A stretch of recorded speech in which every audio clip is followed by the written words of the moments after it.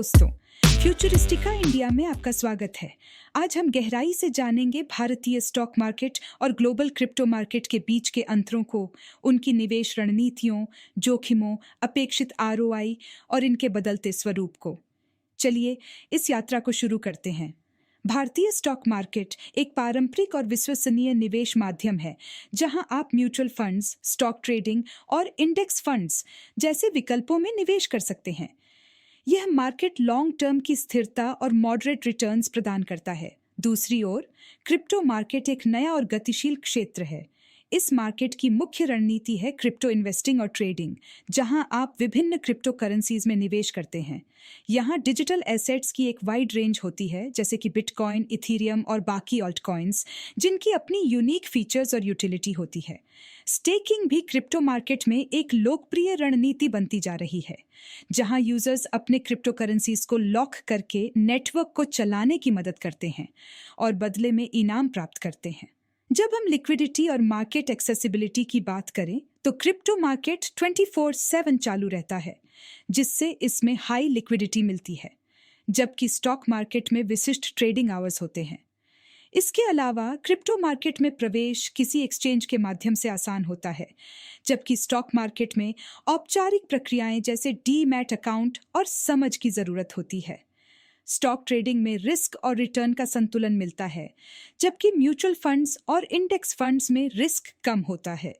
Crypto trading में risk का स्तर बहुत अधिक होता है और यहाँ पर वैल्यू की अस्थिरता के कारण रातों रात में बड़ा लॉस या प्रॉफिट हो सकता है। भारत में स्टॉक मार्केट का कंट्रोल सेबी द्वारा किया जाता है, जो निवेशकों को कई तरह की सुरक्षा प्रदान करता है। क्रिप्टो मार्केट में ऐसी कोई मजबूत रेगुलेटरी बॉडी नहीं है जो इसमें रिस्क को और बढ़ा देता है। दोस्तों, आइए फरवरी 2023 से लेकर अब तक फरवरी 2024 के भारतीय स्टॉक मार्केट और क्रिप्टो मार्केट के रिटर्न्स का जायजा लेते हैं। HDFC टॉप 100 फंड, जो कि एक टॉप परफॉर्मिंग फंड है, इसमें निवेश करने पर एक वर्ष में लगभग 34% का रिटर्न मिला है। यानी 1 लाख रुपए का निवेश बढ़कर लगभग 1,34,000 रुपए हो गया। वहीं बिटकॉइन में इसी टाइम में निवेश करने पर करीब 87% का शानदार रिटर्न मिला है। यानी 1 लाख रुपए का निवेश बढ़कर लगभग 1,87,000 रुपए हो गया। लेकिन ध्यान रहे, बिटकॉइन तो क्रिप्टो मार्केट के बाकी कॉइन्स के मुकाबले कम रिटर्न देने वाला रहा है। यानी कि क्रिप्टो में और भी ज्यादा रिटर्न की संभावनाएं हैं, लेकिन साथ ही रिस्क भी कहीं ज्यादा। HDFC टॉप 100 जैसे स्टॉक फंड्स ज्यादा स्थिरता और सुरक्षा प्रदान करते हैं। दिलचस्प बात यह है कि अब दोनों मार्केट्स के बीच इंटीग्रेशन होने लगा है।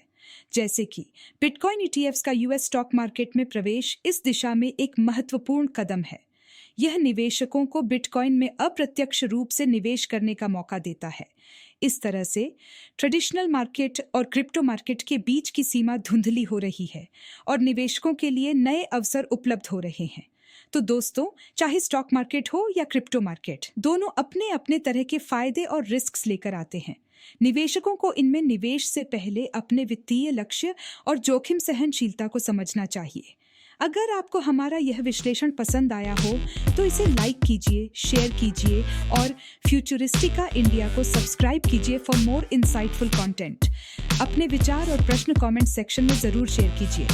धन्यवाद और जय हिंद।